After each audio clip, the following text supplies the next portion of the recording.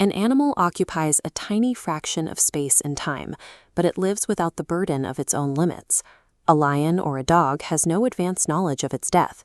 It exists entirely in the present moment. Human beings, however, live with the awareness that we, and everyone we love, will eventually die. To manage the anxiety that comes with this awareness, we have developed two distinct toolsets. Religion relies on faith in a divine savior to overcome the fear of death.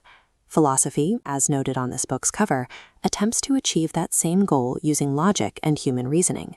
This structure outlines how a philosophical system functions. It begins with theory, an inquiry into reality. Built upon that are ethics, rules for how we behave. At the top is salvation, the ultimate search for a life free from the fear of mortality. When our model of the universe changes, this entire structure shifts with it. New conclusions about reality force us to redefine our ethics and our very understanding of what it means to be saved. The Stoics viewed the universe as a living organism. In this model, every element of nature functioned like an organ in a body, a series of interconnected parts performing specific roles to maintain a perfectly harmonious, preordained order called the cosmos. Within this perfect order, a good life meant fulfilling the duties of your assigned place. Whether you were born a slave or a king, your ethical task was to act in harmony with the broader cosmic structure rather than resisting it. This provided a unique form of salvation. If the cosmos is eternal and you are a part of its natural order, death is not an ending. It is simply a transition of state within an ongoing cycle. This logic successfully neutralized the fear of death for centuries. However, the comfort it provides depends entirely on the belief that the universe was built with a specific, harmonious intention. Christianity shifted the focal point of reality. Instead of looking for universal logic, the logos, in the vast architecture of the stars, it placed that logic into a single individual, Jesus Christ. This relocation of the divine forced a change in ethics. The Greeks believed nature distributed goods like strength or beauty unequally, marking some as born leaders and others as followers.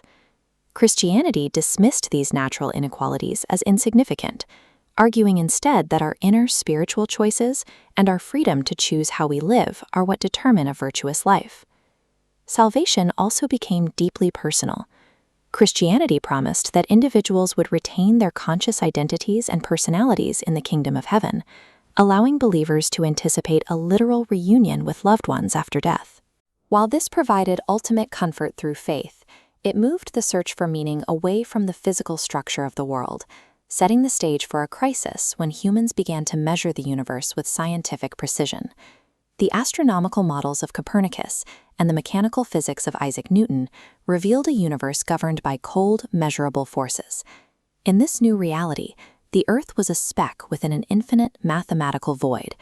This left humans in a terrifying position. If the universe is an indifferent machine rather than a harmonious organism, we no longer have a preordained place within it. We are essentially alone. Modern philosophy emerged as a response to this isolation. René Descartes used radical skepticism to establish a critical spirit, while Jean-Jacques Rousseau placed human perfectibility at the center of the world. Since we weren't programmed by a cosmic order, Rousseau argued that humans were unique in our capacity to choose, change, and perfect ourselves. Immanuel Kant built an ethical framework on this freedom.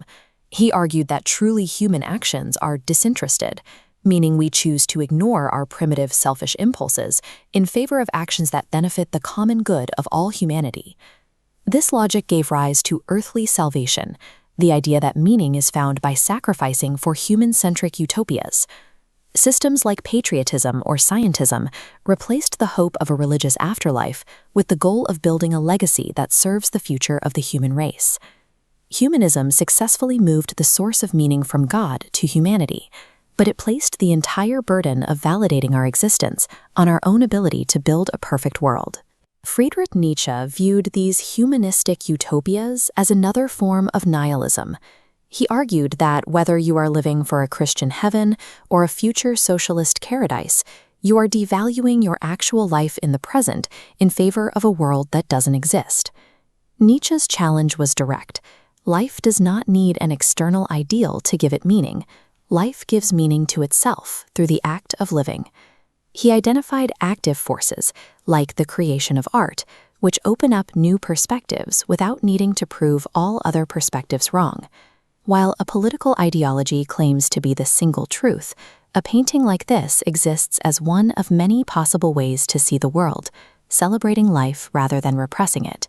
His version of salvation was the grand style, a state where an individual balances their competing drives to live as intensely as possible in the here and now. Nietzsche freed us from the pressure of false utopias, but his total deconstruction of all values left a void.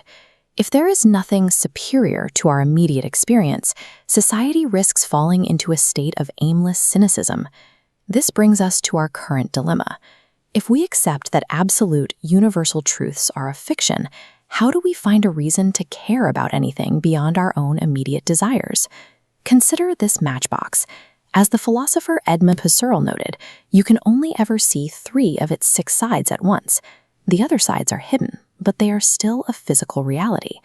This proves that transcendence, things that exist outside of our immediate perception, is a factual part of our world. This simple observation reveals that human knowledge is naturally limited. We can never have a God's eye view or absolute knowledge of the world. Because we can't reach a perfect abstract ideal above us, we are forced to look at what is actually present. This limitation is the bridge to a new kind of ethics. Since we cannot find a vertical meaning in a distant God or an absolute state, we look horizontally. Our values center on the only other entities who share this limited mortal experience, our fellow human beings. Contemporary humanism doesn't offer a way to escape death or remove the fear of the unknown. Instead, it teaches us to use that fear.